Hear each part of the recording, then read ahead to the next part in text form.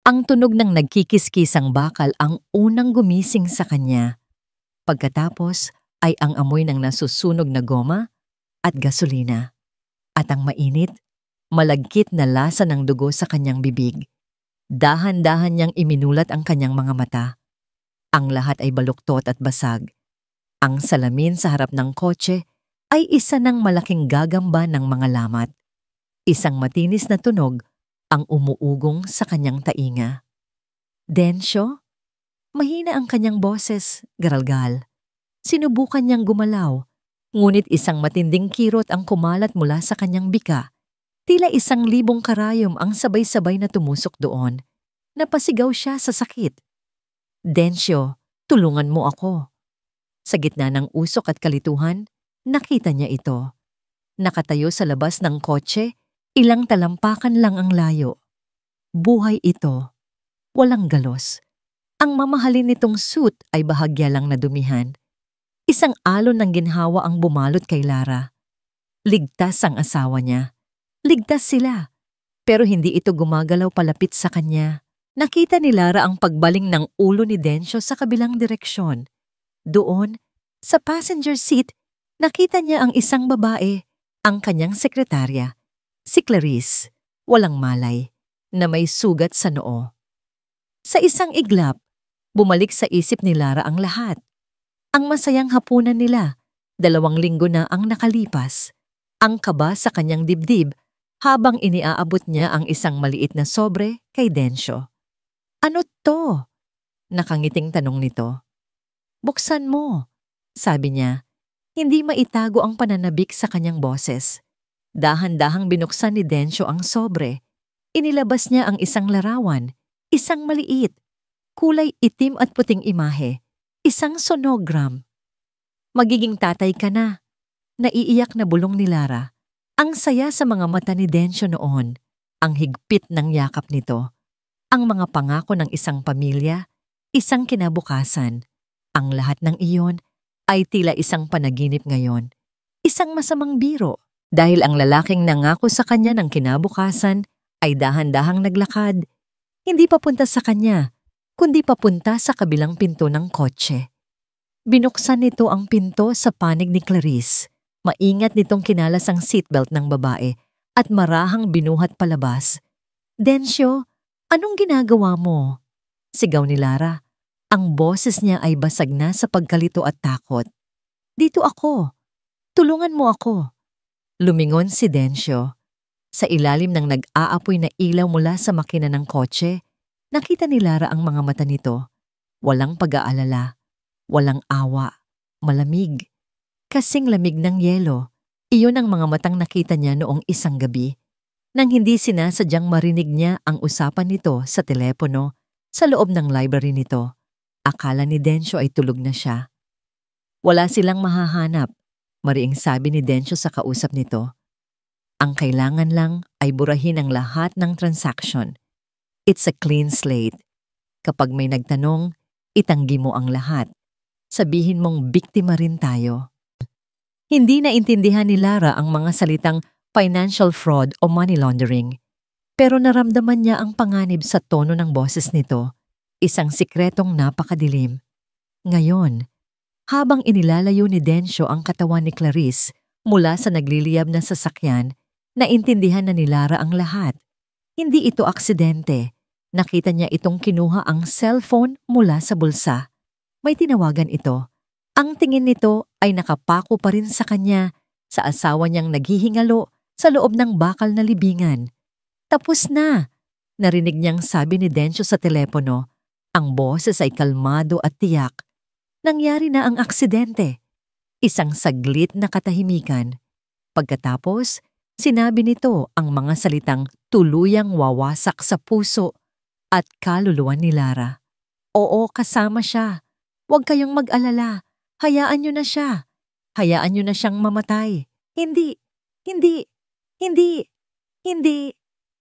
Isang dila ng apoy ang biglang gumapang mula sa ilalim ng dashboard. Naramdaman ni Lara ang init sa kanyang mga binti. Ang usok ay nagiging mas makapal. Masakit sa lalamunan. Masakit sa mata. Napatingin siya sa kanyang tiyan. Ang kanyang anak, ang kanilang anak. Hindi, pakiusap niya, hindi sa asawa niya, kundi sa mundo. Ang baby ko. Pero si Densyo ay tumalikod na. Naglalakad palayo. Buhat-buhat ang babae nito. Iiwan si Lara para lamunin ng apoy. Mahigpit niyang hinawakan ng locket sa kanyang dibdib. Ang regalo nito sa kanya noong kanilang anibersaryo. Sa loob nito ay may maliit na voice recorder na ginagamit niya para mag-iwan ng matatamis na mensahe. Ngayon, ito na lang ang natitirang alaala ng kasinungalingan.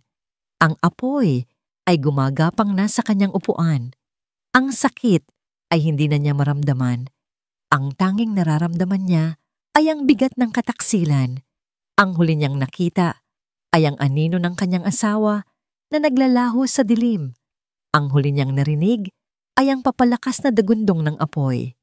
At pagkatapos, isang ganap na kadiliman, isang malakas na kalabog sa pinto ng kanyang maliit na klinika ang gumising sa diwa ni Dr. Elion Ramirez. Galing siya sa dalampasigan, nag-iisip, gaya ng dati. Ang simoy ng hangin mula sa dagat ay ang tanging nagpapakalma sa mga alon sa loob ng kanyang isipan. Pero ang kalabog ay bigla ang humila sa kanya pabalik sa realidad. Doc! Doc Elion, tulong! Mabilis niyang binuksan ang pinto. 3 mangingisda, basang-basa at balisa ang mga muka, ang sumalubong sa kanya.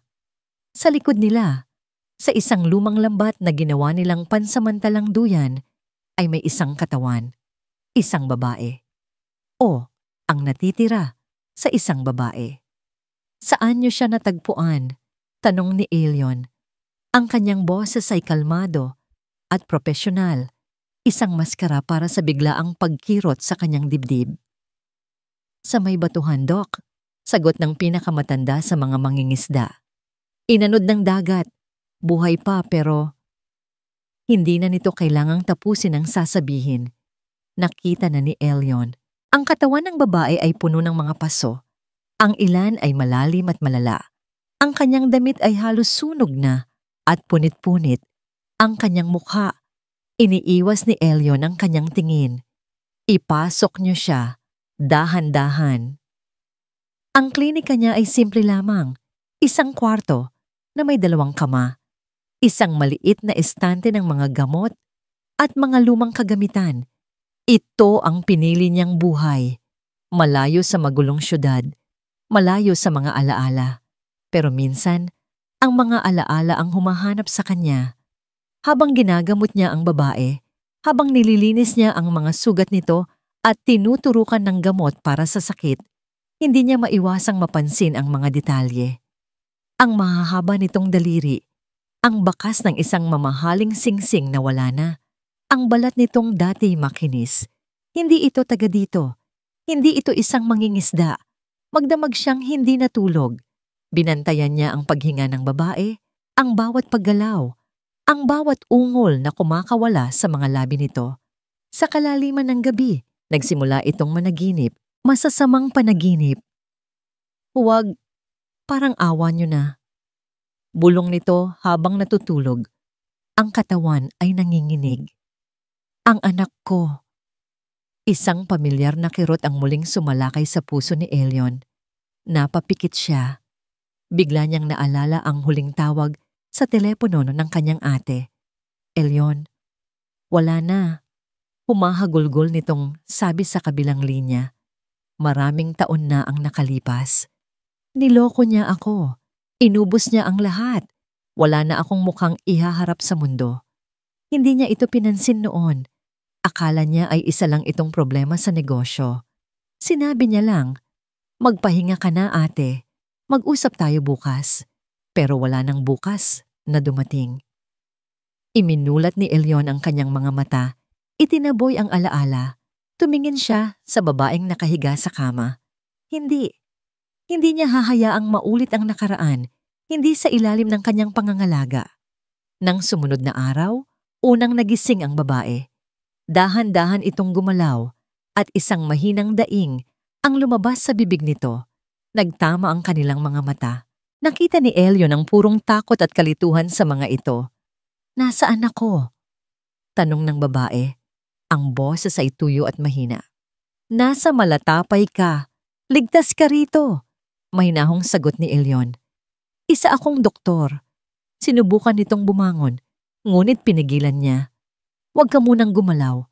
Malala ang mga paso mo." Iginagala ng babae ang kanyang mga mata sa paligid, pagkatapos ay sa kanyang mga braso na may benda. At pagkatapos, ang mga mata nito ay tumama sa isang maliit na salamin na nakasabit sa dingding. Nanlaki ang mga mata nito. Dahan-dahan, itinaas nito ang nanginginig na kamay patungo sa kanyang mukha. At doon, sa salamin, nakita nito ang refleksyon ng isang estranghero, isang mukhang namaga, may mga peklat at balot ng benda. Isang tahimik na sigaw ang kumawala. Sa kanya, walang tunog, puno ng pagkasindak. Umiling-iling ito. Ang mga luha ay nagsimulang mamuo sa kanyang mga mata. Lumapit si Elyon. "Sandali lang yan. Maghihilom din ang mga sugat."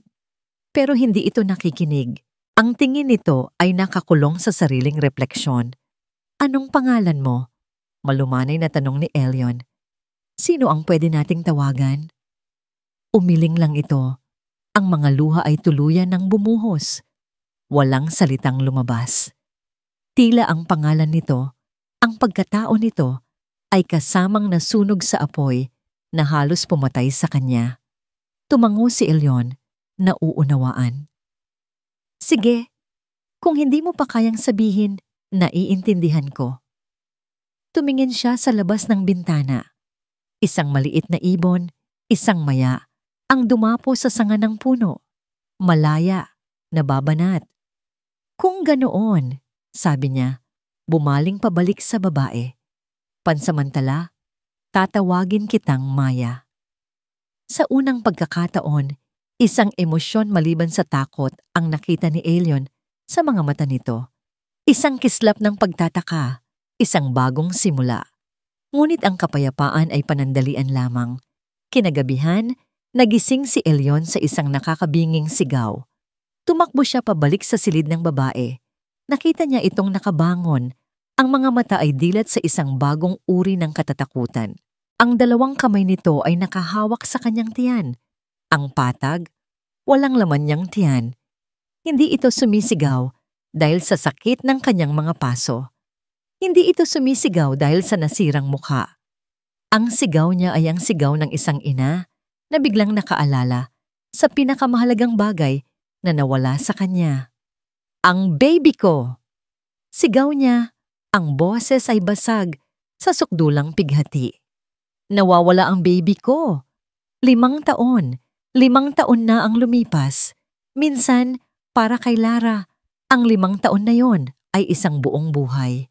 Sa ibang pagkakataon, ito ay isang mahabang, mabagal na pagpikit lamang ng mga mata. Ang babaeng dating si Lara Villamar ay matagal nang namatay sa nag-aapoy na sasakyang yon. Ang babaeng nakatayo ngayon sa dalampasigan ng Malatapay habang pinapanood ang bukang liwayway na nagpipinta ng kulay kahel at rosa sa kalangitan ay si Maya. Isang kamay na maliit at malambot ang humawak sa kanya. "Mama, tingnan mo po," sabi ng isang matamis na boses. "Isang star." Napangiti si Lara at yumuko sa kanyang anak na si Luna. Itinuturo ng 4 na taong gulang na bata ang isang perpektong hugis na starfish na inanod sa buhanginan. "Ang ganda naman yan, anak. Kunin natin." Ito na ang kanyang mundo ngayon. Ang payapang tunog ng mga alon, ang alat sa hangin, at ang walang katapusang pagmamahal sa batang naging milagro at angkla ng kanyang buhay. Pagkatapos ng aksidente, akala niya ay nawala na niya ang lahat. Ngunit makalipas ang ilang linggo, sa klinika ni Elyon, isang himala ang natuklasan nila. Sa kabila ng trauma, ang munting tibok ng puso sa loob niya ay nanatiling malakas. Si Luna ang kanyang lakas, ang kanyang dahilan para bumangon tuwing umaga at kalimutan ang mga peklat. ang mga peklat na nakikita at ang mga peklat na sa puso lang niya nararamdaman. Maya, Luna, isang pamilyar na boses ang tumawag sa kanila. Lumingon sila at nakita si Dr. Elion na naglalakad palapit. May daladalang maliit na supot na papel. Gaya ng dati, ang presensya nito ay nagdudulot ng kakaibang kapanatagan kay Lara. Tito Elion! Masayang sigaw ni Luna at tumakbo ito para salubungin siya. Binuhat ni Elion ang bata at hinalikan sa pisngi. May pasalubong ako sa paborito kong prinsesa ng Malatapay. Inabot nito ang supot na naglalaman ng isang bagong pakete ng Crayola. Salamat po, Tito Elion. Salamat, Elion. Hindi mo naman kailangang mag-abala palagi, sabi ni Lara, isang munting ngiti sa kanyang mga labi. Nagkibit balikat lang ito. Hindi iyon abala. Sa loob ng 5 taon, si Elion ang naging kanilang anino, kanilang tagapagtanggol. Naging kaibigan ito, isang ama-amahan para kay Luna. Ngunit laging may isang linya na hindi nila magawang tawirin. Isang pader na si Lara mismo ang nagtayo sa paligid ng kanyang puso. Alam niyang may nararamdaman si Elion para sa kanya. Nakikita niya ito sa paraan ng pagtingin nito, sa mga simpleng pag-aalala. Pero ang pagtitiwala ay isang salitang matagal nang nabura sa kanyang bokabularyo. Kinagabihan, matapos mapatulog si Luna, naupo si Lara sa labas ng kanilang maliit na kubo. Tahimik ang gabi. Tanging ang kuliglig at ang alon lang ang maririnig. Mula sa kanyang leeg, hinubad niya ang kwintas, ang locket na palagi niyang suot. Binuksan niya ito. Hindi ang maliit na espasyo para sa larawan ang tiningnan niya, kundi ang halos hindi mapansing butas sa gilid. Pinindot niya ang isang nakatagong buton. Isang boses ang bumulong mula sa maliit na speaker. Malamig. Walang kaluluwa. Hayaan niyo na siya. Hayaan niyo na siyang mamatay. Napapikit si Lara. Ang kanyang mga daliri ay humigpit sa paligid ng metal na locket. Ginagawa niya ito gabi-gabi. Isang ritual ng sakit at galit. Isang paalala na ang payapang buhay na ito ay itinayo sa ibabaw ng isang malaking kasinungalingan. Isang paalala na sa isang lugar, sa malayo, ang lalaking pumatay sa kanya ay namumuhay na parang hari. Noong 1 linggo, habang namimili sa bayan, nakita niya ang mukha nito. Nasa pabalat ng isang business magazine. Dencio Madrigal, kasama ang bago nitong asawa, ang dating sekretarya nitong si Clarice. Power Couple of the Year, sabi sa headline. Mabilis na tinalikuran ni Lara ang newsstand. Naramdaman niya ang pagsikip ng kanyang dibdib. Ang kapayapaan niya ay isang babasaging salamin, anumang oras ay maaaring mabasag. Mama, isang munting boses ang pumutol sa kanyang pag-iisip. Nakatayo si Luna sa may pintuan, kinukusot ang mga mata. Bakit gising ka pa, anak? Malamig na tanong ni Lara, mabilis na isinara ang locket. Mama, yung papa ko po ba? Isa siyang star? Naramdaman ni Lara ang pagkirot sa kanyang puso. Ito ang kwentong sinabi niya kay Luna, na ang ama nito ay ang pinakamaliwanag na bituin sa kalangitan, laging nagbabantay sa kanya. Isang magandang kasinungalingan para pagtakpan ang isang karumaldumal na katotohanan. Lumuhod siya at niyakap ang kanyang anak. O anak, siya ang pinakamaliwanag sa lahat. Hinalikan niya ang noo ni Luna. Halika na, matulog na tayo ulit. Habang magkayakap silang pabalik sa silid, isang ingay mula sa labas ang nakakuha ng kanyang atensyon. Isang ingay na hindi pamilyar sa kanilang nayon. Ang ugong ng isang mamahaling makina ng sasakyan. Sumilip siya sa bintana. Sa dulo ng daan, kung saan nagsisimula ang buhanginan, isang itim at makintab na kotse ang huminto. Bumukas ang pinto nito at isang lalaking naka-Amerikana ang bumaba. Ang lalaki ay may hawak na litrato. Lumapit ito sa isa sa mga kapitbahay nila na nag-aayos ng lambat. Hindi marinig ni Lara ang kanilang pinag-uusapan. Ngunit nakita niya ang pagturo ng kanyang kapitbahay diretso sa direksyon ng kanilang kubo. Biglang nanlamig ang buong katawan ni Lara. Ang hangin ay tila nawala sa kanyang mga baga. Ang babasaging salamin ay nagsimula nang magkaroon ng lamat. Natagpuan na siya. Ang unang naramdaman ni Lara ay hindi galit o lungkot, kundi purong nagyayalong takot. Mabilis siyang kumilos. Binuhat niya si Luna na antok pa at dinala ito sa pinakasulok ng kanilang silid, malayo sa bintana. "Shh, anak, maglaro tayo ng taguan." Bulong niya. Pilit na pinapakalma ang sariling boses para hindi matakot ang bata. Narinig niya ang mga katok sa pinto. 3 malalakas, tiyak na katok.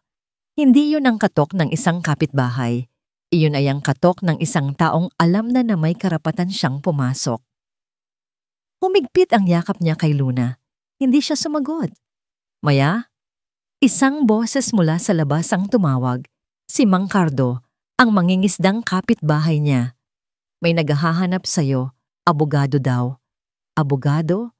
Ang salitang yon ay parang kidlat na tumama sa kanya. Napilitan siyang lumabas, sinenyasan si Luna na manatili sa loob. Pagbukas niya ng pinto, ang lalaking naka-Amerikana ay nakatayo roon. May isang pekeng na ngiti. Sa likod nito, nakasandal sa itim na kotse, nakatayo ang isang multo mula sa kanyang nakaraan. Mas matipuno ngayon, mas mukhang makapangyarihan. Ang buhok ay perpektong nakaayos. Ang suot na damit ay mas mahal pa kaysa sa buong kubo niya. Pero ang mga mata nito ay pareho pa rin. Malamig, mapanuri, at walang anumang bakas ng pagsisisi. Si Dencio Madrigal. Ang hangin ay tila nawala sa mga baga ni Lara. Ang mga tunog ng dagat ay biglang naglaho. "Lara," sabi ni Dencio. Ang boses nito ay kalmado, na para bang nagkita lang sila kahapon. "Ang tagal kitang hinanap." Naglakad ito palapit. Bawat hakbang nito ay parang isang martilyong pumupukpok sa dibdib ni Lara. Naramdaman niya ang panginginig ng kanyang mga tuhod. "Anong ginagawa mo rito?" Narinig niya ang sariling boses, mahina at basag. Isang ngisi ang gumuhit sa mga labi ni Dencio. "Huwag kang mag-alala. Hindi ako naparito para maningil. Naparito ako para sa kung ano ang sa akin."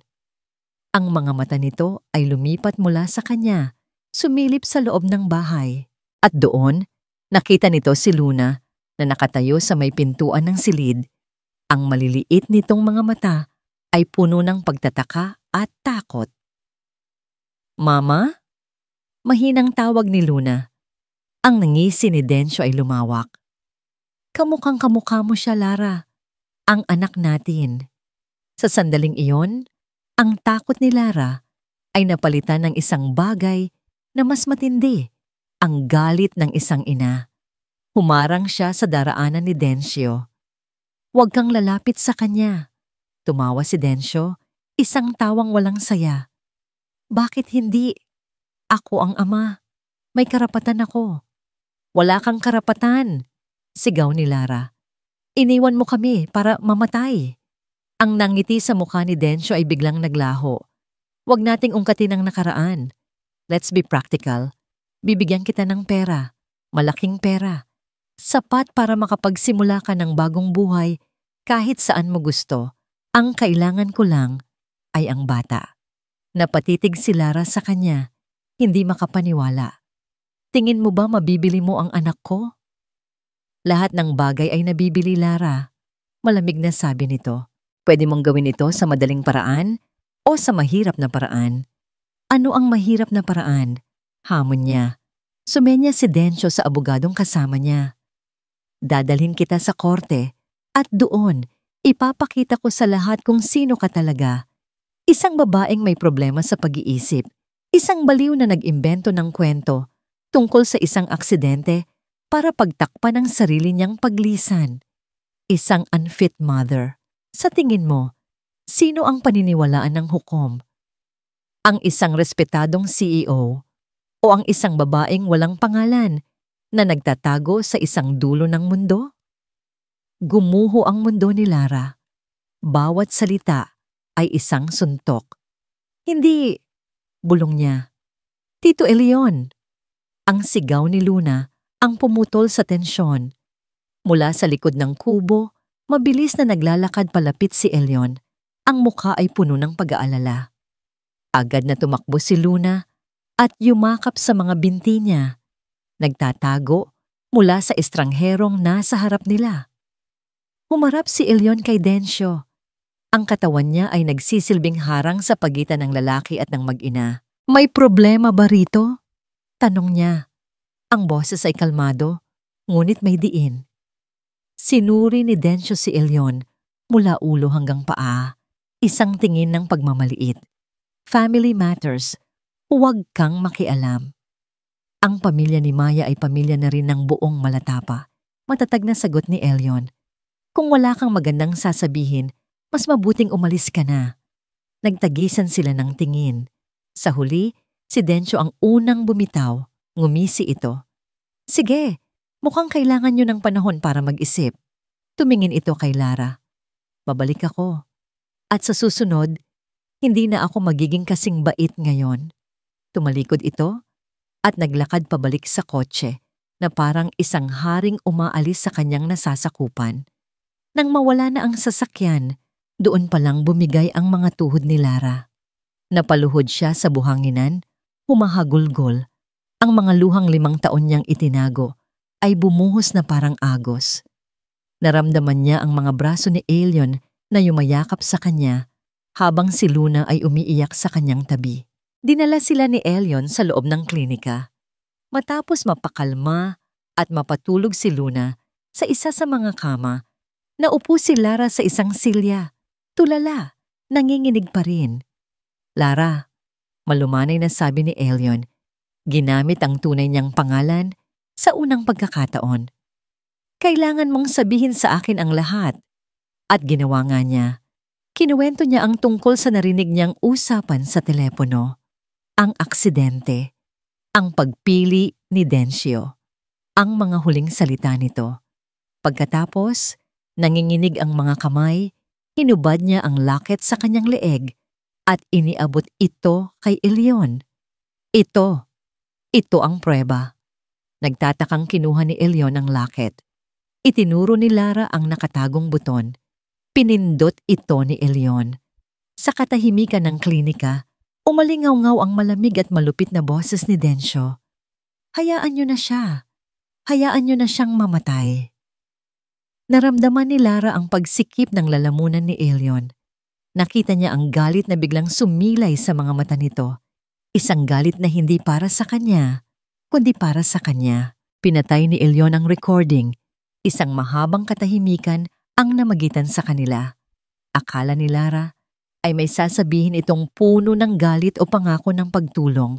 Pero ang tanong na binitawan nito ay simple, hindi inaasahan, at nagpabago sa lahat. Tumingin ito ng diretso sa kanyang mga mata. Lara, sabi nito, ang boses ay seryoso. Bukod sa recording na ito, may iba ka pa bang naitago mula sa kanya? Kahit na ano. Ang tanong ay kusang lumabas sa bibig ni Elion. Hindi niya ito pinag-isipan. Ito ay isang bugso, isang instinct na hinubog ng maraming taon ng pakikinig sa mga kwentong hindi kayang sabihin ng mga pasyente. Alam niyang ang mga taong tulad ni Densyo Madrigal ay hindi lang basta pumapatay. Sinisira nila ang lahat ng bakas. Nakita niya ang pagkalito sa mga mata ni Lara. Ano? Anong ibig mong sabihin? Isang recording ay salita laban sa salita. Paliwanag ni Elion. Pilit na pinapakalma ang sarili. Sasabihin niyang gawa-gawa lang yan. Sasabihin niyang ikaw ang nag-record niyan para sirain siya. Kailangan natin ng isang bagay na hindi niya kayang itanggi. Isang dokumento, isang text message, kahit ano. Umiling si Lara. Ang pag-asa sa kanyang mukha ay unti-unting naglalaho. Wala na, Elion. Ang kwintas na lang na ito ang natira sa akin mula sa buhay na yon. Lahat ng gamit ko Naiwan sa bahay sa kotse. Sinunog na lahat. Hindi sumuko si Elyon. Isipin mong mabuti, Lara. Bago ang aksidente. Mga araw bago yon. Mayroon bang kakaiba? Isang bagay na ibinigay niya sa'yo? O isang bagay na nakita mo? Napayuko si Lara. Sinapo ang kanyang ulo. Pilit na hinahalungkat ang mga alaala na matagal na niyang ibinaon. Wala. Ang tanging naaalala ko lang ay ang takot. Matapos kong marinig ang usapan niya sa telepono, kinabahan na ako.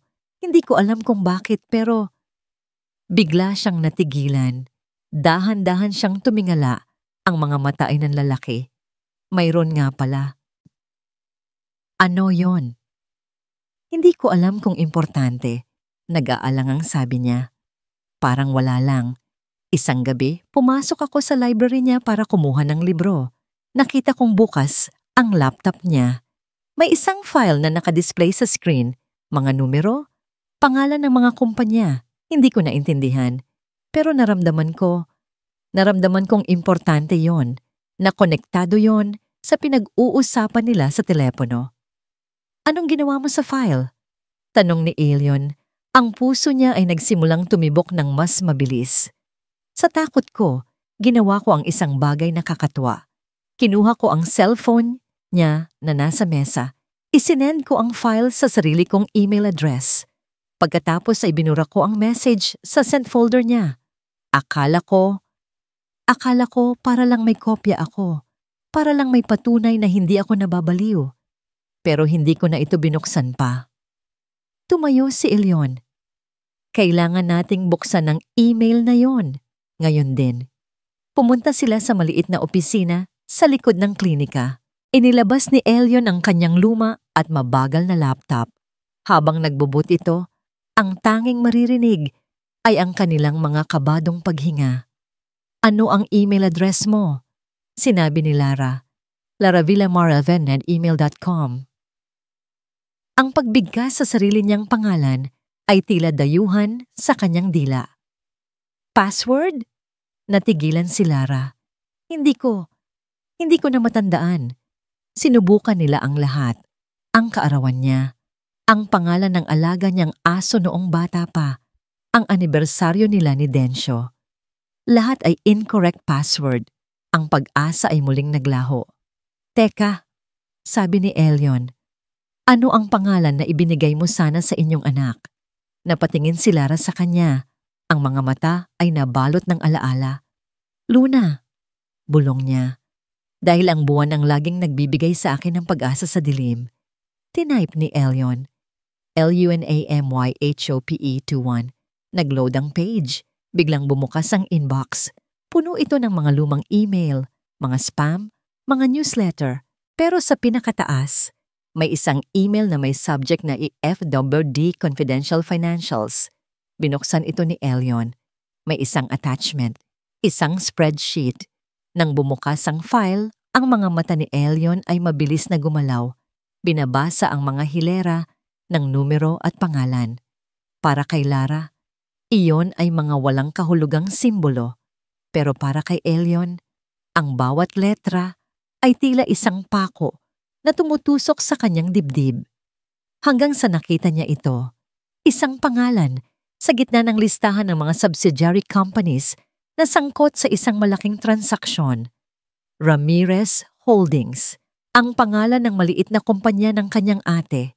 Biglang nanlamig ang dugo ni Elyon. Binitawan niya ang mouse. Ang kulay ay nawala sa kanyang mukha. Naramdaman niya ang pagyanig ng kanyang mga kamay. Bumalik ang lahat ng sakit, ang lahat ng galit, ang lahat ng pagsisisi na pilit niyang ibinaon sa ilalim ng payapang dagat ng malatapay. Elyon, anong problema? Nag-aalalang tanong ni Lara. Hindi siya makapagsalita. Itinuro lang niya ang screen. Ang ate ko. Nagsimulang magkwento si Elyon. Ang boses ay nanginginig at puno ng pait. Si Elena. May maliit siyang negosyo. Pangarap niya yon. Isang araw, may isang malaking investor na lumapit sa kanya. Si Densyo Madrigal. Nangako siya ng partnership, ng pag-unlad. Pinagkatiwalaan siya ng ate ko. Ibinigay niya ang lahat. Napahinto siya. Nilalabanan ang mga luhang nagbabadyang tumulo. Pagkatapos, bigla na lang naglaho si Densyo. At kasama niya, naglaho ang lahat ng pera ng kumpanya. Iniwan si ate na baon sa utang. Sira ang pangalan. Isang araw, tumawag siya sa akin. Umiiyak. Sinabi niyang niloko siya. At ako, ang tanga kong sinabi ay, mag-usap tayo bukas. Kinabukasan, natagpuan na lang nila siyang hindi na niya kayang ituloy. Napatingin si Lara sa screen at pagkatapos ay kay Elion. Sa wakas, naintindihan na niya ang lahat. Ang lalim ng lungkot sa mga mata nito. Ang dahilan kung bakit pinili niyang mamuhay dito. Ang koneksyon na hindi nila namalayan ay nag-uugnay sa kanila mula pa sa simula. Hindi ito nagkataon lang. Ito ay tadhana. Hinawakan ni Lara ang nanginginig na kamay ni Elion. Elion. Tumingin si Elion sa kanya. Ang mga mata ay nag-aapoy sa isang bagong determinasyon. Isang apoy na pinaghalong pighati at paghihiganti. Hinigpitan niya ang hawak sa kamay ni Lara. Hindi lang ito para sa'yo, Lara. Mariing sabi niya. Para rin ito sa kapatid ko. Ang kanilang laban ay naging iisa. Sa sandaling iyon ng pagkakaisa, isang malakas na katok sa pinto ng klinika ang bumasag sa katahimikan. Nagkatinginan sila, puno ng kaba. Binuksan ni Elion ang pinto. Isang mensahero ang nakatayo. May hawak na isang malaking brown envelope na may selyo ng isang kilalang law firm. Iniabot nito ang sulat kay Lara. Para kay Miss Lara Villamar. Nanginginig na binuksan ni Lara ang sobre. Sa loob ay mga opisyal na dokumento. Isang petisyon para sa kustodya ng bata. At nakalakip dito ang isang ulat mula sa isang psychologist na nagsasabing si Lara ay dumaranas ng matinding psychological distress and delusions na nagpapatunay na siya ay isang unfit mother. Ang digmaan ay opisyal nang nagsimula. Ang mga salitang nakasulat sa ulat ng psychologist ay parang mga langgam na gumapang sa balat ni Lara, nag-iwan ng dumi at kahihiyan, delusions of persecution, emotional instability, unfit to be a primary caregiver. Hindi ito totoo. Bulong niya sa hangin, paulit-ulit, na para bang ang pagbigkas sa mga salita ay mabubura ang katotohanan na may isang taong sumulat nito at may isang hukom na babasa nito. Ang unang yugto ng digmaan ni Densyo ay hindi isinagawa sa pamamagitan ng mga banta o dahas, kundi sa pamamagitan ng lason. Lason na dahan-dahang ikinakalat para sirain ang kanyang pagkatao. Kinabukasan, naramdaman niya ang epekto ng lason. Si Aling Nita, na palaging nagbibigay sa kanya ng libreng isda, ay bigla na lang umiwas ng tingin nang dumaan siya sa tapat ng pwesto nito. Narinig niya ang mga bulungan ng mga babaeng naglalaba sa ilog, mga bulungan na biglang humihinto kapag napapansin nila ang kanyang pagdaan. Ang mga ngiting dati sumasalubong sa kanya ay napalitan ng mga tinging puno ng pagtataka at awa. Ang balita, kahit sa isang liblib na lugar tulad ng Malatapay, ay mabilis kumalat. Isang turista na may dalang dyaryo ang naging simula. Hindi ba't ito yung babae sa inyo? Ipinakita ng turista ang litrato sa front page. Isang luma niyang litrato. Noong masaya pa siya sa piling ni Densyo, inilagay sa tabi ng kasalukuyang larawan nito kasama si Clarice. Ang headline ay malaki at mapanira. Baliw na asawa ng CEO, nagpakita matapos ang 5 taon. Ginagamit ang anak para sa pera? Gumuho ang mundo ni Lara. Ito ang kahihiyang kinatatakutan niya. Hindi na siya si Maya, ang babaeng nakahanap ng kapayapaan sa Malatapay. Sa mata ng buong Pilipinas, siya na ulit si Lara Villamar. Ang baliw, ang sinungaling, ang masamang ina. Nagtago siya sa loob ng kubo, ayaw lumabas. Bawat tingin mula sa labas ay parang isang akusasyon. Bawat bulungan ay parang isang hatol. Ang pinakamasakit ay nang dumating si Mang Cardo sa kanyang pintuan isang hapon, ang muka ay gusot sa pag-aalala. Maya, Pasensya na, sabi nito. Hindi makatingin ng diretso sa kanya. Pero kailangan mo munang lumayo sa amin. Ang bangka ko. Sinira kagabi. Butas ang ilalim. Hindi nito kailangang sabihin kung sino ang may gawa. Isang babala iyon. Isang malinaw na mensahe mula kay Densyo. Sino mang tutulong kay Lara ay magdurusa. Nang gabing iyon, naramdaman ni Lara ang tunay na kawalan ng pag-asa. Paano siya lalaban? Si Densyo ay isang dambuhala na kayang kontrolin ng media, sirain ang kabuhayan ng iba at bilhin ng batas. Samantalang siya, sino lang ba siya?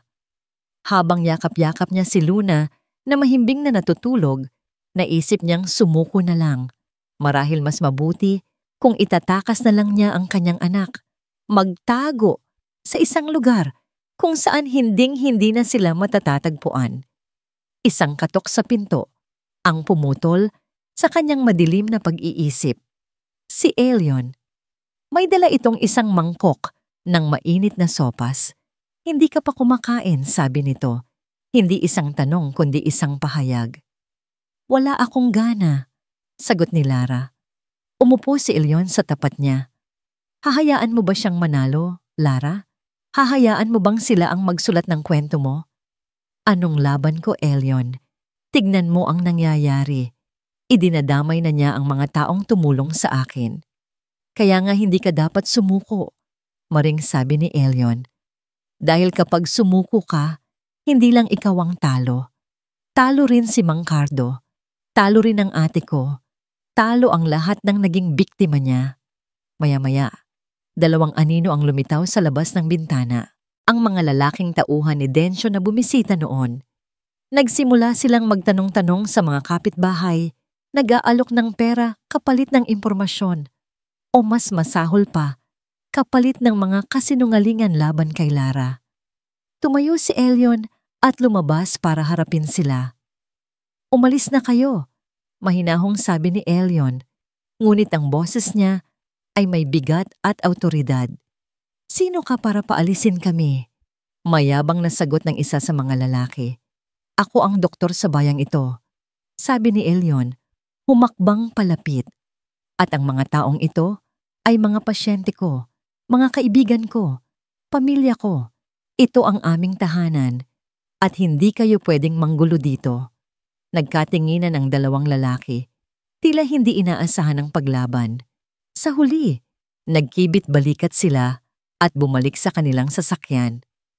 Ang simpleng aktong yon ay parang isang mitya na nagpaapoy. Nang gabing iyon, habang si Lara ay nasa loob pa rin ng kanyang kubo, may kumatok ulit. Nag-aalangan siyang buksan ito. Pero sa labas ay nakatayo si Aling Nita. May daladalang isang basket ng gulay. Sa likod niya ay si Mang Cardo. May daladalang bagong huling isda. At sa likod nila, ang iba pa nilang kapitbahay. Ang iba'y may dalang kandila. Ang iba'y may dalang pagkain. Walang nagsalita. Ngumiti lang sila. Isang nangiting nagsasabing, hindi ka nag-iisa. Inilapag nila ang kanilang mga dala. Sa harap ng kanyang pintuan, isang tahimik na alay ng suporta. Ang kanilang munting komunidad ay gumawa ng isang pader sa paligid niya. Isang pader na hindi kayang sirain ng pera o pananakot ni Densyo. Sa unang pagkakataon, sa loob ng maraming araw, ngumiti si Lara. Ang mga luha ng pasasalamat ay dumaloy sa kanyang mga pisngi. May pag-asa pa pala. Habang pinapasok niya ang mga biyaya, biglang tumunog ang cellphone ni Elion na naiwan sa mesa. Isang pangalan ang lumabas sa screen. Attorney Romero, ang abogadong kaibigan niya na tumutulong sa kanilang kaso. Sinagot ito ni Elion. Ati, napatawag ka? Nakinig si Elion at dahan-dahang nawala ang ngiti sa kanyang mukha. Ang kanyang mga balikat ay nanikip. Ano? Sabi niya. Ang boses ay puno ng pagkabigla. Paano nangyari yon? Hindi pa kami handa. Ibinaba niya ang telepono. Tumingin siya kay Lara. Ang kanyang mga mata ay puno ng masamang balita. Ginamit ni Densyo ang koneksyon niya. Pinaaga niya ang hearing. Kailan? Nanginginig na tanong ni Lara. Sa susunod na linggo. 1 linggo. 7 araw. 100 at 68 oras. Ang oras ay biglang naging kalaban. Bawat pagpatak ng segundo ay parang isang hakbang papalapit sa bitayan. Ang balita ng mabilis na pagdinig ay parang isang pader na bakal na biglang ibinagsak sa harapan nila. Hindi na nila alam kung paano ito aakyatin o gigibain. Ang bigat ng lahat ng ito ay nagsimulang lamunin si Lara. Hindi na siya makatulog. Sa gabi, kapag mahimbing na ang tulog ni Luna, nakatitig lang siya sa kisame, paulit-ulit na naririnig sa kanyang isipan ang mga paninira ng abogado ni Dencio, ang mga malamig na salita mula sa ulat ng psychologist. Paano kung maniwala ang hukom sa kanila? Paano kung sa mata ng batas, isa nga siyang hindi karapat-dapat na ina? Ang mga peklat sa kanyang mukha na matagal na niyang kinalimutan ay muli niyang naramdaman. Tuwing titingin siya sa salamin, hindi na ang matatag na si Maya ang nakikita niya, kundi ang wasak na si Lara, ang babaeng sinunog at iniwan. Isang gabi, 2 araw bago ang pagdinig, hindi na niya nakayanan. Ang bigat sa kanyang dibdib ay hindi na niya kayang dalhin. Ang takot na mawala si Luna ay mas masahol pa sa apoy na muntik pumatay sa kanya. Habang si Elion ay nasa bayan pa para kausapin si Attorney Romero, gumawa si Lara ng isang desperadong desisyon.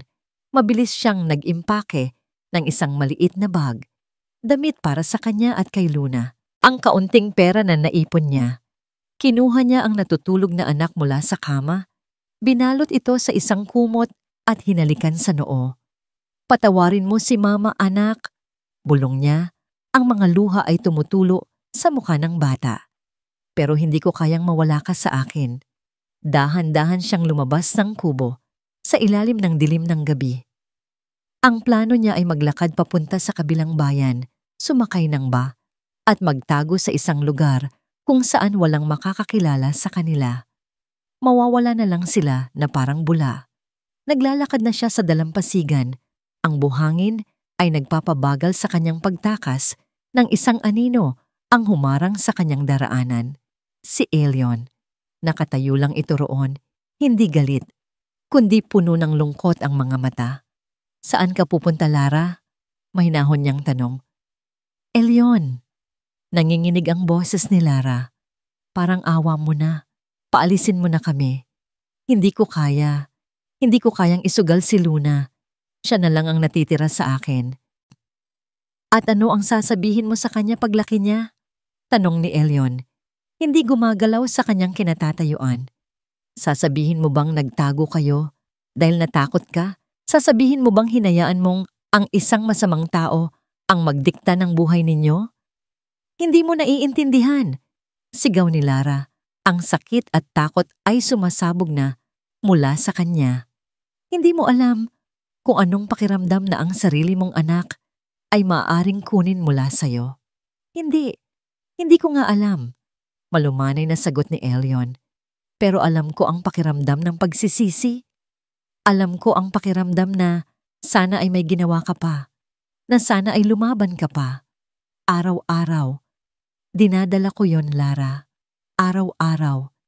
Iniisip ko ang ate ko. Kung naniwala lang sana ako sa kanya. Kung lumaban lang sana ako para sa kanya.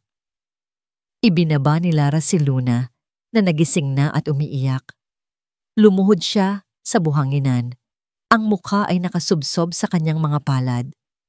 Suko na ako, Elion. Pagod na ako. Lumapit si Elion at naupo sa tabi niya. Hinayaan niya lang siyang umiyak. Sa ilalim ng liwanag ng buwan, sa gitna ng tunog ng mga alon, nagsalita si Elion. Ang boses ay halos isang bulong. Bago ka dumating sa Malatapay, ang buhay ko ay walang kulay. Araw-araw, ginagamot ko ang sugat ng iba, pero ang sarili kong sugat ay hindi ko magawang pagalingin. Ako ay isang doktor na hindi kayang iligtas ang sarili niyang kapatid. Tumingin siya kay Lara. Pagkatapos, dumating ka, wasak, sugatan. Pero lumaban ka. Nakita kitang bumangon mula sa abo. Nakita kitang palakihin si Luna ng mag-isa.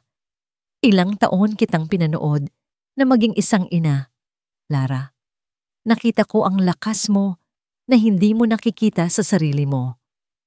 Ang pagtulong sa'yo, pagpapatuloy niya, ay pagtulong na rin sa sarili ko.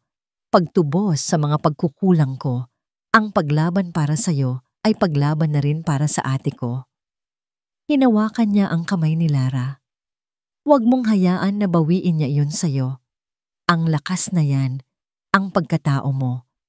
Huwag mong hayaan na manalo siya. Tumingala si Lara. Sa mga mata ni Elion, wala siyang nakitang awa. Ang nakita niya ay respeto, paniniwala, at isang bagay na mas malalim pa. Isang bagay na matagal na niyang hindi naramdaman mula sa iba. Pag-ibig. Dahan-dahan, tumango si Lara. Ang mga luha ay naroon pa rin, ngunit hindi na ito luha ng pagkatalo. Ito ay luha ng isang bagong determinasyon.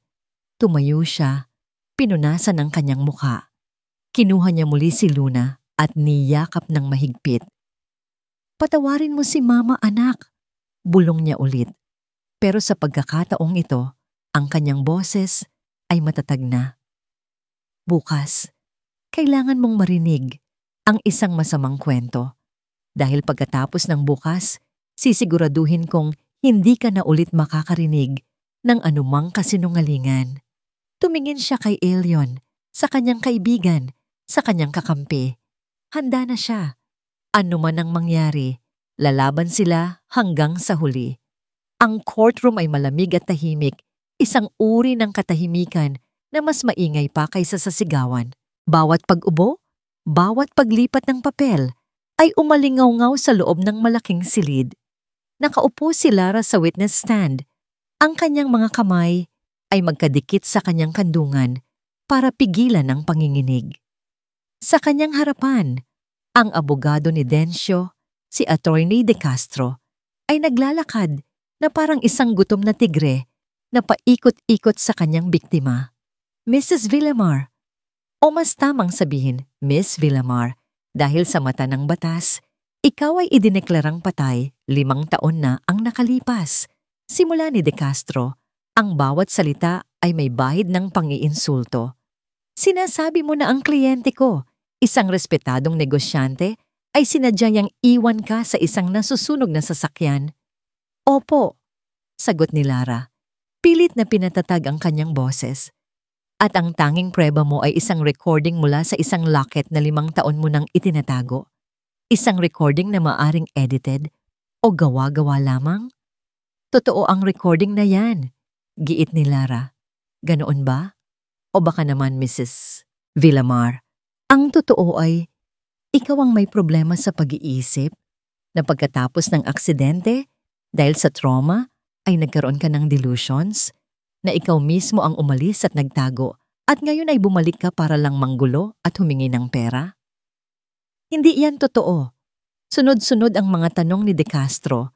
Bawat isa ay idinisenyo para wasakin ang kanyang kredibilidad. Ginamit nito ang ulat ng psychologist. Ginamit nito ang katotohanang nagtago siya sa ilalim ng ibang pangalan. Sa bawat sagot ni Lara, mayroon itong kontra-argumento. Pinapalabas siyang isang babaeng hindi mapagkakatiwalaan at desperada. Naramdaman ni Lara ang pagtingin ng mga tao sa courtroom, ang paghusga, ang pagdududa.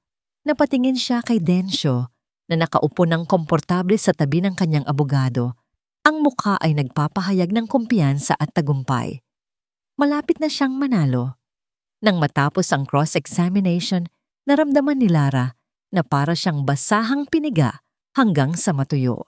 Ang lakas na inipon niya ay unti-unting nawawala. Sumunod na iprinisenta ang mga dokumento sa pananalapi. Sinubukan ni Attorney Romero, ang abogado nila, na ikonekta ang mga ito sa motibo ni Dencio. Ngunit si De Castro ay mas magaling. Ipinakita niya na ang transaksyon sa Ramirez Holdings ay isang lehitimong business deal na hindi natuloy. Walang direktang ebidensya na nag-uugnay dito sa aksidente. Ang kaso ay guguho na. Alam ito ni Lara. Alam ito ni Elion na nakaupo sa likuran. Ang muka ay napuno ng pagkadismaya. Ang huling bahagi ng pagdinig ay ang child testimony. Dahil sa edad ni Luna, isinagawa ito sa pamamagitan ng isang video recording sa isang hiwalay na silid, kasama ang isang child psychologist. Ipinakita ang video sa malaking screen sa loob ng courtroom. Lumitaw ang mukha ni Luna sa screen, ang kanyang inosenteng mukha, ang kanyang malalaking mga mata. Kumirot ang puso ni Lara. Ayaw niyang madamay ang kanyang anak dito. Luna, malumanay na tanong ng psychologist, mahal mo ba ang mama mo? Opo, sagot ni Luna, niyayakap ang isang manika. Ang mama mo ba? Malungkot ba siya minsan? Tumango si Luna.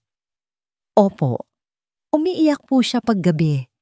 Naramdaman ni Lara ang pagsikip ng kanyang dibdib. Ano ang ginagawa niya kapag umiiyak siya? May sinasabi ba siya? Nag-isip si Luna. May binubulong po siya palagi. Ano ang binubulong niya, Luna? Sa sandaling iyon, ang buong courtroom ay tumahimik. Lahat ng mata ay nakatuon sa screen. Tumingin si Luna ng diretso sa kamera. Ang kanyang mga mata ay seryoso. Ginagaya ang isang bagay na paulit-ulit na niyang narinig. Sa kanyang maliit, inosenteng boses, sinabi niya ang mga salitang naging bangungot ni Lara sa loob ng 5 taon. Palagi po niyang sinasabi, hayaan niyo na siyang mamatay. Isang kolektibong paghinga ang narinig sa buong silid. Parang isang malakas na sampal ang tumama sa mukha ng lahat. Ang mga salitang iyon na nagmula sa bibig ng isang batang walang alam ay may bigat na higit pa sa anumang ebidensya. Napatingin si Lara kay Densyo. Sa unang pagkakataon, nawala ang maskara ng kumpiyansa sa mukha nito. Ang kulay ay nawala sa kanyang mga pisngi. Ang kanyang mga mata ay nanlaki sa gulat at pagkasindak. Isang patak ng pawis ang gumulong sa kanyang sentido. Ang reaksyong yon, ang biglaang pagkatakot, ay isang pag-amin na mas malakas pa kaysa sa anumang salita. Nakita yon ng hukom, nakita yon ng lahat. Your Honor, mabilis na tumayo si Attorney Romero, sinamantala ang pagkakataon. Ang testimonya ng bata ay isang malinaw na corroboration ng recording. At ngayon, kung ipahihintulot ng korte, nais naming ipresenta ang financial evidence na ito, hindi bilang isang hiwalay na kaso, kundi bilang ang motibo sa krimen. Ang motibo para patahimikin si Lara Villamar, na aksidenteng nakaalam sa financial fraud na ginawa ni Mr. Madrigal.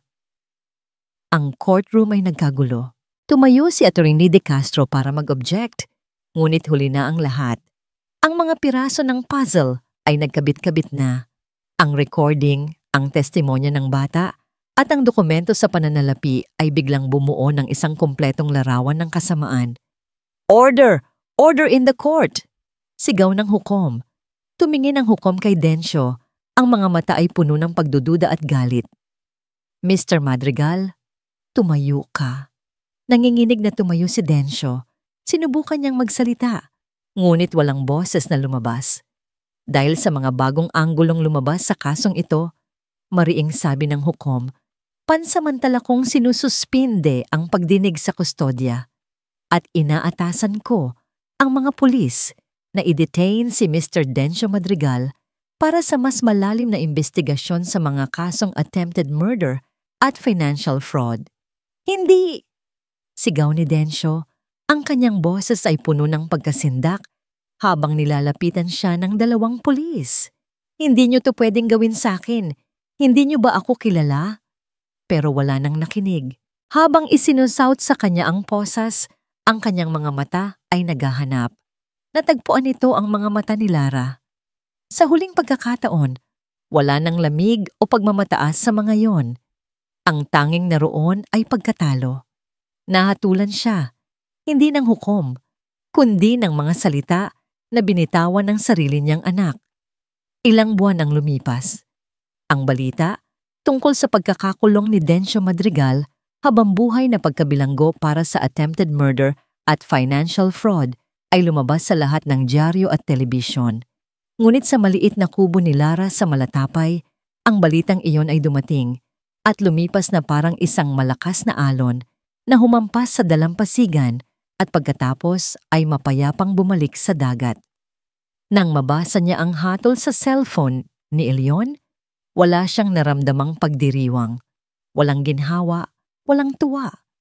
Tanging isang malaking espasyo lamang sa kanyang dibdib, isang katahimikan na naiwan ng 5 taong galit na ngayon ay wala ng dahilan para umiral. Ang hustisya ay hindi pala matamis. Ito ay tahimik lamang. Isang araw, isang sulat ang dumating para sa kanya. Galing sa Maynila. Ang sulat kamay sa sobre ay pamilyar at nanginginig. Galing ito kay Clarice. Nakikiusap ito na kung maaari ay magkita sila. Sa huling pagkakataon, nag-alangan si Lara. Para saan pa? Ngunit may isang bahagi sa kanya na nagsasabing kailangan niyang harapin ito para tuluyang maisara ang aklat ng kanyang nakaraan. Nagkita sila sa isang maliit at tahimik na coffee shop sa kalapit na bayan. Ang Clarice na dumating ay malayong-malayo sa babaeng glamorosa at puno ng kumpiyansa na nakita niya sa mga magazine. Ang babaeng nasa harap niya ngayon ay payat, maputla, at ang mga mata ay namumugto sa kaiiyak. Mukha rin itong isang biktima.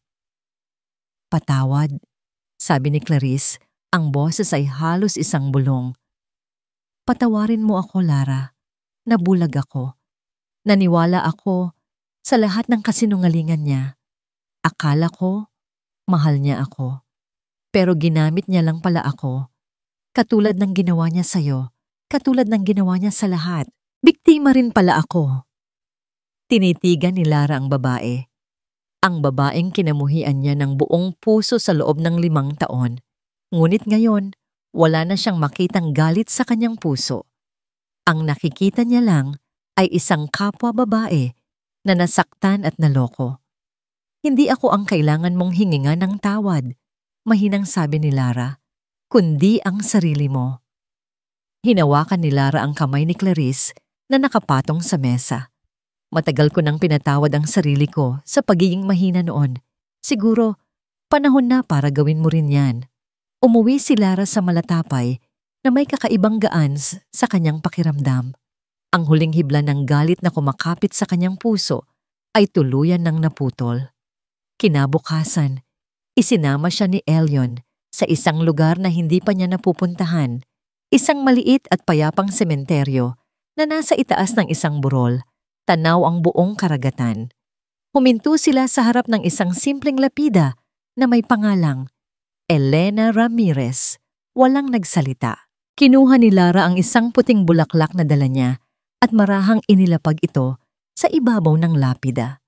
Ito ay isang tahimik na pasasalamat, isang pagkilala sa isang buhay na nawala, na naging dahilan para magtagpo ang kanilang mga landas. Siguradong masaya na siya ngayon, bulong ni Elion, nakatingin sa dagat. Masaya na sila, pagtatama ni Lara. Nang hapong iyon, naglakad si Lara mag-isa papunta sa dalampasigan, sa lugar kung saan siya unang natagpuan, sa lugar kung saan siya muling isinilang. Kinuha niya mula sa kanyang bulsa ang locket, ang munting piraso ng metal na naging saksi, naging pruweba, at naging tanikala niya sa nakaraan. Tinitigan niya ito sa huling pagkakataon. Hindi na niya kailangang pakinggan ang recording sa loob. Ang boses na yon ay wala ng kapangyarihan sa kanya. Humugot siya ng isang malalim na hininga at inihagis niya ito ng buong lakas sa dagat. Napanood niya itong lumubog sa tubig hanggang sa tuluyan ng maglaho. Kasama nito, pinalubog na rin niya ang lahat ng sakit, lahat ng takot at lahat ng alaala ni Dencio Madrigal.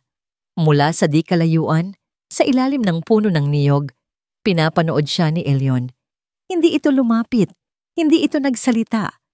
Ibinigay nito sa kanya ang sandaling iyon, ang sandali ng kanyang tunay na kalayaan. Nang tumalikod si Lara mula sa dagat, isang tunay na ngiti, ang unang sumilay sa kanyang mga labi sa loob ng napakahabang panahon. Isang nga sangiting abot hanggang sa kanyang mga mata. Naglakad si Elyon papalapit sa kanya. Ang hangin ng hapon ay marahang humahaplos sa kanilang mga mukha. Walang salitang namutawi sa kanilang mga bibig. Dahan-dahan, marahan, kinuha ni Elyon ang kamay ni Lara at isinara ito sa loob ng kanyang palad. Isang simpleng hawak, ngunit puno ng lahat ng hindi masabi. Isang pangako ng bagong simula. Sa paglubog ng araw, sa harap ng dagat na nagbigay at kumuha, 2 pusong, ang paghawak ni Elyon sa kamay ni Lara ay tumagal ng ilang sandali. Walang nagsalita. Tanging ang tunog lamang ng mga alon at ang pintig ng kanilang mga puso ang maririnig. Para kay Elyon, ang sandaling iyon ay isang sagot sa mga dasal na hindi niya kailanman binigkas. Bumitaw siya sa pagkakahawak at marahang hinawakan ng pisngi ni Lara. Ang kanyang hinlalaki ay maingat na hinaplos ang peklat sa gilid ng mata nito. Ang peklat na dati simbolo ng karahasan ay isa na ngayong marka ng katatagan. Lara, nagsimula si Elyon. Ang boses niya ay malalim at sinsero. Alam kong marami kang pinagdaanan. Alam kong ang sugat sa puso ay mas matagal maghilom kaysa sa sugat sa katawan. Napatingin si Lara sa kanyang mga mata. Hindi ko hinihiling na kalimutan mo ang nakaraan. Pagpapatuloy niya. Pero gusto kong malaman mo na kung papayagan mo ako, gusto kong maging bahagi ng kinabukasan mo. Hindi para punan ng isang nawalang espasyo, kundi para bumuo ng isang bago. Naramdaman ni Lara ang pag-init ng kanyang mga mata. Ang mga luhang namuo ay hindi na dahil sa sakit, kundi dahil sa isang emosyong matagal na niyang kinalimutan. Sa loob ng 5 taon, sabi ni Elyon, nakita kitang maging isang kahangahangang ina, isang matapang na babae. At sa loob ng 5 taon, Lara, unti-unti akong nahulog sa'yo. Mahal kita. Mahal kita hindi dahil sa pinagdaanan mo, kundi dahil sa kung sino ka pagkatapos ng lahat ng iyon. Hindi na napigilan ni Lara ang pagtulo ng kanyang mga luha. Ang bawat salita ni Elyon ay parang isang balsamong humihilom sa mga huling sugat ng kanyang kaluluwa. Elyon, bulong niya, tinuruan mo akong magtiwala ulit. Hindi lang sa ibang tao, kundi sa sarili ko. Ipinakita mo sa akin na ang pagiging mahina ay hindi kasalanan at ang paghingi ng tulong ay tanda ng katapangan. Itinaas niya ang kanyang kamay at hinawakan ang kamay ni Elyon na nasa kanyang pisngi. Akala ko, ang pamilya ay ang lugar kung saan ka isinilang. Pero itinuro mo sa akin na minsan, ang tunay na pamilya ay ang lugar kung saan ka natututong magmahal ng tama. Sa ilalim ng papalubog na araw, sa dalampasigan na naging saksi sa kanyang pagkalunod at muling pag-ahon, dahan-dahang inilapit ni Elyon ang kanyang mukha. Ang kanilang unang halik ay hindi mapusok o puno ng pagnanasa. Ito ay malumanay, magalang, at puno ng pangako. Isang halik na nagbubura ng mga bangungot at nagsusulat ng mga bagong panaginip. Mama, Tito Elyon. Isang matamis na sigaw ang pumutol sa kanilang sandali. Mula sa di kalayuan, tumatakbo palapit si Luna. Ang buhok nito ay sumasabay sa ihip ng hangin. Ang mga labi ay may ngiting kasing liwanag ng pag-asa. Yumakap ito sa mga binti nilang dalawa. Sabay. Bumitaw sa halik si Lara at Elyon. Parehong nakangiti. Yumuko si Elyon at binuhat si Luna. Ano sa tingin mo, prinsesa? Tanong ni Elyon sa bata. Okay lang ba sa'yo kung palagi na akong nandito sa tabi ninyo ni Mama? Tumingin si Luna kay Elyon. Pagkatapos ay sa kanyang ina. Nakita niya ang saya sa mga mata nilang dalawa. Ngumiti siya ng malapad. Isang ngiting nagpapakita ng kanyang mga maliliit na ngipin. Opo. Masayang sagot niya. Para po tayong pamilya. Niyakap ni Luna ang leeg nilang dalawa. Pinagsama sila sa isang mahigpit na yakap. Tumingin si Lara kay Elyon sa ibabaw ng ulo ng kanilang anak at sa mga mata nito, nakita niya ang kanyang tahanan. Hindi na siya si Lara Villamar, ang biktima. Hindi na siya si Maya ang babaeng nagtatago. Siya si Lara. Isang ina, isang survivor, at isang babaeng handa ng umibig muli. Magkahawak kamay silang tatlo na naglakad sa dalampasigan, papalayo sa lumulubog na araw at papalapit sa isang bagong bukang liwayway na naghihintay para lang sa kanila. Ang kanilang kwento ay hindi nagtapos sa paghihiganti. Ito ay nagsimula sa pagpapagaling, sa pag-asa at sa pagtuklas na ang pinakamalaking tagumpay ay hindi ang pag-upo sa iyong mga kaaway, kundi ang pagbuo muli ng iyong sarili.